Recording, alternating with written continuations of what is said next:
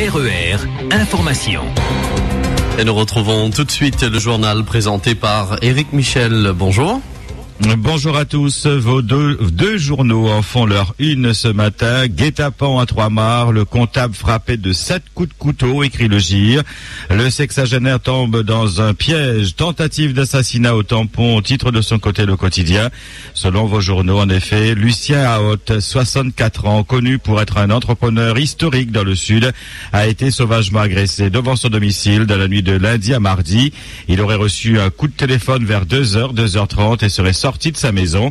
À peine à l'extérieur, il a été frappé à coups de poing avant de recevoir 7 coups de couteau au flanc et à l'abdomen. Gravement blessé, son état est désespéré. Un de ses organes vitaux aurait été touché. Alerté par un automobiliste, les secours l'ont évacué sur le GHSR de Saint-Pierre. Il aurait eu le temps de glisser quelques mots dans l'oreille des gendarmes qui ont ouvert une enquête. Règlement de compte, séparation difficile avec sa femme, histoire d'argent. Les enquêteurs n'écartent aucune piste.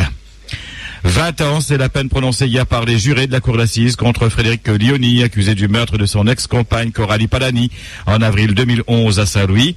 Il refusait la rupture avec la jeune femme et l'a tuée de plusieurs coups de couteau. Tout en reconnaissant qu'il avait agi sous le coup de la colère, Frédéric Lioni a nié la préméditation et a demandé pardon à la famille de la victime. Léonie Fortuna, cette jeune femme d'origine malgache âgée de 19 ans et enceinte de 6 mois, qui a tué son mari Patrick Grondin, 47 ans, de plusieurs coups de couteau dans la nuit de samedi à dimanche au Chaudron, a été présentée hier au parquet. À l'issue de 2 heures dans le bureau du juge, la jeune épouse a été mise en examen pour assassinat sur conjoint. Elle a demandé un délai pour préparer sa défense. Elle reviendra donc devant le juge des libertés dans quelques jours. En attendant, elle a été écrouée. Le scooteriste qui a renversé un gendarme en septembre dernier lors d'un contrôle routier à Saint-Louis comparaissait hier devant le tribunal correctionnel de Saint-Denis. Refusant d'obtempérer, il a foncé sur un des militaires qui l'a percuté avant de perdre lui-même le contrôle de son 2 roues et être rattrapé par un autre gendarme. Le membre des forces de l'ordre renversé avait été blessé à la jambe. Le jeune homme de 19 ans a été condamné à 5 mois de prison avec sursis. RER. L'Observatoire des prix, réuni en assemblée plénière hier, s'est penché sur la mise en place du bouclier qualité-prix qui doit être opérationnel au mois de mars 2013. Et une démarche du gouvernement défendue par le ministre de l'Outre-mer Victorin Lurel afin de lutter contre la vie chère en identifiant les marges abusives et lutter contre les monopoles et oligopoles. Hier, les membres de l'Observatoire ont pris connaissance de la loi en attendant le décret d'application qui devrait sortir dans les tout prochains jours. Et ils ont profité pour faire un bilan de la liste COSPAR des produits solitaires et du chariotype. Et selon un document remis hier en séance, 92% des Réunionnais pensent que les prix des produits alimentaires ont augmenté au cours des 3 dernières années. Toutes les enseignes respectent le gel des prix. Des problèmes d'approvisionnement sont à noter dans quelques grandes surfaces. Certaines productions locales ont su profiter des dispositifs, révèle encore l'Observatoire. Mais cependant, 58% des consommateurs estiment que les produits solidaires sont pas ou pas du tout efficaces pour lutter contre la vie chère. Le bouclier qualité-prix consiste à élaborer une liste de 150 à 200 produits de consommation courante. Hier, les membres de l'Observatoire ont fixé le cadre de travail. Les explications tout de suite de Marie-Christine Tison, présidente de l'Observatoire des prix. Ce qui a été dit ce matin, c'est qu'il faut qu'on fasse attention dans la constitution de la liste à prendre en compte les questions de qualité et je dirais santé publique. Et puis vraiment l'autre point important, c'est l'attention portée à la production locale. Alors je dirais sous 2 aspects. D'abord sur la présence dans la liste, bien sûr, mais aussi sur le fait qu'il pouvait y avoir un certain nombre d'effets pervers de cet outil qui pouvait déstabiliser la production locale, sur lequel on va dire in fine la concurrence va se jouer, et que bien sûr l'objectif de cet outil c'est pas de déstabiliser la production locale, donc il va falloir faire attention à effectivement trouver, je dirais, le juste milieu pour bien sûr arriver à une modération des prix, puisque c'est l'objectif qui est recherché, mais sans demander à des producteurs locaux de mettre en cause la viabilité économique de leur entreprise, si jamais évidemment on voulait tirer les prix trop vers le bas. Rappelons que la liste des produits sera ensuite transmise au préfet pour entamer des négociations avec les acteurs économiques. En cas d'échec, c'est le préfet lui-même qui imposera la liste des produits et les prix. Votre question d'actualité aujourd'hui, avez-vous constaté une baisse des prix grâce aux listes COSPAR, produits solidaires ou encore le chariot type? Les produits proposés correspondent-ils à votre consommation? Quels produits souhaiteriez-vous voir dans le bouclier qualité-prix en préparation? Vos réponses sur le www.rea.re. Vos réactions en direct à 9h, 11h et 17h. RER. Après le parrainage du ministre de l'Outre-mer lors de son dernier déplacement dans notre île, les emplois d'avenir entrent dans leur phase concrète. Le préfet Jean-Luc Marx présidera cet après-midi à 15h une réunion avec tous les employeurs publics et les partenaires concernés pour la mise en œuvre du dispositif. La réunion doit, je vous le rappelle, bénéficier pour l'année prochaine de 5000 emplois d'avenir.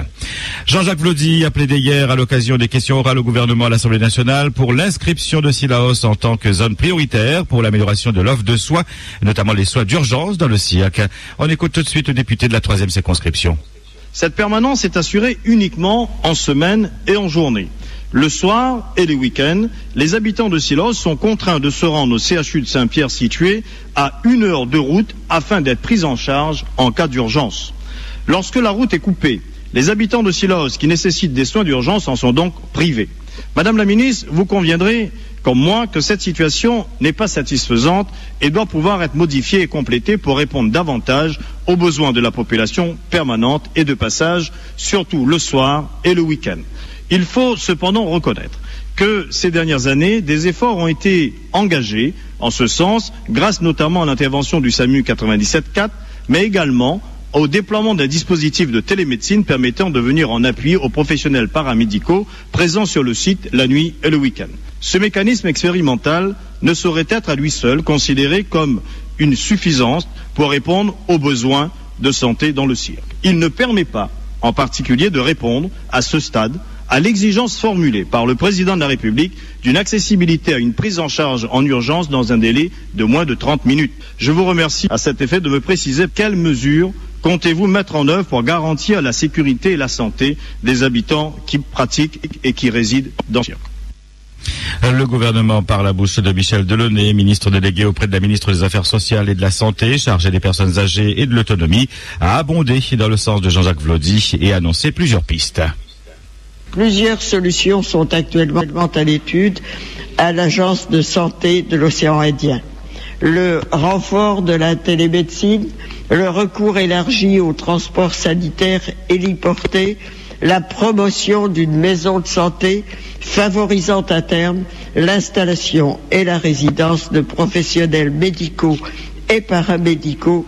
Ces pistes devront être envisagées dans le cadre plus vaste d'un projet de santé pour le cirque. La ministre des Affaires sociales et de la Santé a demandé à l'Agence de santé Océan Indien de mener ce chantier prioritaire dans le cadre des consultations en cours sur l'accès aux soins urgents en moins de 30 minutes. Elle y associera le CHU de la Réunion qui devra lui faire part de ses conclusions et lui indiquer notamment les besoins de renfort à mobiliser pour garantir la sécurité d'accès aux soins urgents des habitants de Sillaos et des visiteurs, comme vous l'avez rappelé.